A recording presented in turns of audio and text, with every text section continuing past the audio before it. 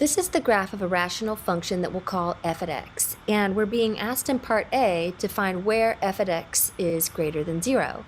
Since y is f at x, we're looking for the y values that are greater than 0, and the y values are greater than 0 in this region, and in this region, and in this region.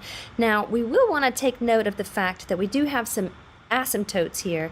X is equal to -1 and x is equal to +2 are both vertical asymptotes, and as such they cannot be part of the solution set because they're not in the domain of the function, so they won't be included in any of the solution intervals.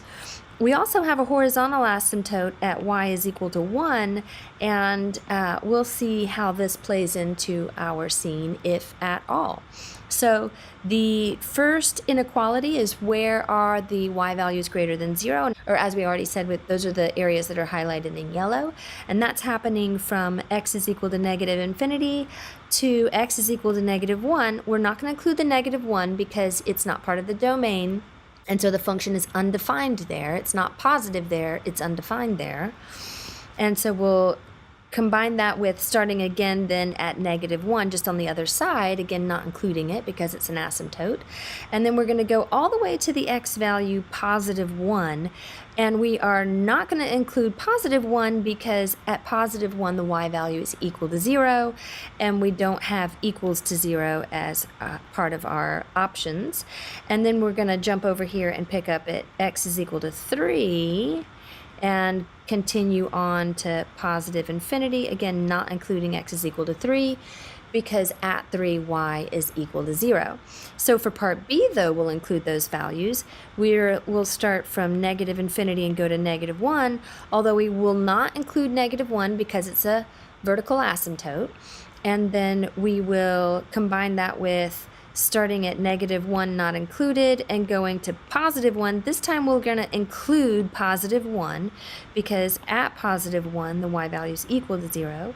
So then we'll combine that with, now again we're including 3 because at x is equal to 3, y is equal to 0, and then we're going off to +infinity. So in part B, the only ones that we're including are the x coordinates of those x-intercepts. We're still not including the vertical asymptotes. So for part C, where is the f function less than 0?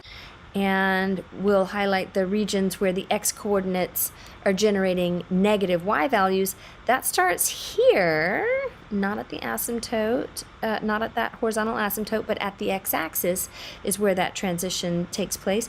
And so we'll be looking at x is equal to 1 and 3 as our points of transition, or where it changes. So where are the y values negative? They're negative starting at 1, not including 1, and then going to 2, not including 2, but because that is an asymptote and not part of the domain, then we're going to combine that with picking up at 2 on the other side, again not including it because it's an asymptote, and then going to 3, but not including 3 because at 3 y is equal to 0, not less than 0. So if we're allowed to be equal to 0, then this is where we will include the x values of those x-intercepts, but not the x value of the asymptote. So we'll start here at 1, including the 1 this time, because y is equal to 0 there, going to 2, not including 2 because it's an asymptote, not including 2 because it's an asymptote, and then yes, including 3 because y is equal to 0 when x is equal to 3.